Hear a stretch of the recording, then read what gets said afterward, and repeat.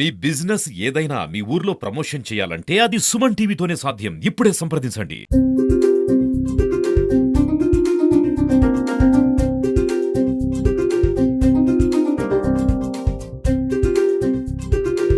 అందరికీ నమస్కారం. ఈ ఆత్మీయ సమావేశానికి విచ్చేసిన విద్యార్థినులకి వాళ్ళ తల్లిదండ్రులకి ఈ వేదిక పైన అలంకరించిన పెద్దలకి, హెచ్ఎం గారికి, వర్ధప్ నాయుడు స్కూల్ స్టాఫ్ మొత్తానికి ధన్యవాదాలు తెలుపుకుంటున్నాను. ఈ ఆత్మీయ సమావేశం ఒక తెలుగుదేశం గవర్నమెంట్ లాస్ట్ టైం ఎక్కడో ఒక జాగాలో పెడతా ఉన్నారు.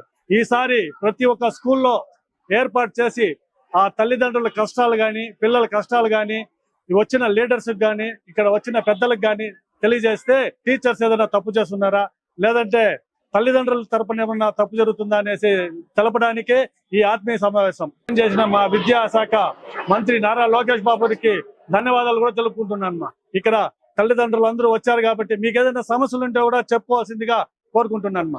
గౌరవనీయులు ప్రిన్సిపల్ గారికి, మా ఆత్మీయ బాలాజీ గారికి, సిఐ గారికి, ఎస్ఐ గారికి, ఇక్కడ విచ్చేసిన టీచర్స్ కనుక ధన్యవాదాలు. ముఖ్యంగా చంద్రబాబు గారు వచ్చిన తర్వాత వాళ్ళ కుమారుడు లోకేష్ చాలా విద్యా అక్కరబడి కొన్ని విలేజ్ల్లో స్కూల్స్ లేదు, దూర ప్రాంతాలకు పోయిన వాళ్ళని కూడా అక్కడ స్కూల్ ఓపెన్ చేసి ఈ ఆత్మీయ సమావేశం తల్లిదండ్రుల యొక్క వాళ్ళ యొక్క విన్నపాలు కూడా తీసుకొని వాళ్ళకి ఎలాంటి లోటుపాట్లు ఉన్నాయి అది హెడ్ మాస్టర్లకు, వచ్చే రాజకీయ నాయకులకు తెలిపి గవర్నమెంట్ కు చెప్పేట్టుగా ఏర్పాటు చేసిన ఈ ఆత్మీయ సమావేశం. ఈ యొక్క ఆత్మీయ సమావేశం ముఖ్య కారణం అదే.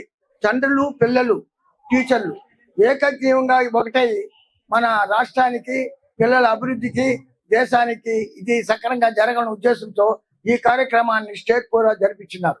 కొన్ని వేల లక్షల కోట్లు ఖర్చు అవుతాయి దీనికి. చాలా మంది తల్లిదండ్రులు పేదోళ్ళు ఉన్నారు, కూలి పని చేసే వాళ్ళు ఉన్నారు, వాళ్ళ బిడ్డల్ని కష్టపడి చదివిస్తూ ఉంటారు. దేనికోసం చదివిస్తూ ఉంటారు? మీ కష్టపడి పిల్లల్ని చదివిస్తానంటే వాళ్ళ అభివృద్ధి కోసం. ఆల్రెడీ టీచర్స్ అర్థమవుతుంది. వాళ్ళకి ఏదైనా ప్రాబ్లం ఉండేటప్పుడు కొంతమంది ఫ్రెండ్స్ తో షేర్ చేసుకుంటారు, కొంతమంది ఏంటంటే పేరెంట్స్ దగ్గర చెప్తారు, అంటే ఫాదర్ లేదా మదర్ దగ్గర చెప్తారు. నేను చెప్పేది ఏంటంటే వాళ్ళకి ఏదైనా ఒక సబ్జెక్ట్ క్లాస్ రూమ్ లో ఉండేటప్పుడు ఆ సబ్జెక్ట్స్ లో అందరూ కూడా ఎక్స్పర్ట్స్ కాదు. ఏంటంటే మనం ఏదైనా సరే ప్రాక్టీస్, మనం దేనైనా సరే ప్రాక్టీస్ మేక్స్ మ్యాన్ పర్ఫెక్ట్ అంటారు. మనం ఎంత బాగా ప్రాక్టీస్ చేస్తే దానిలో అంత నిష్ణాంతం అవుతాం అన్నమాట.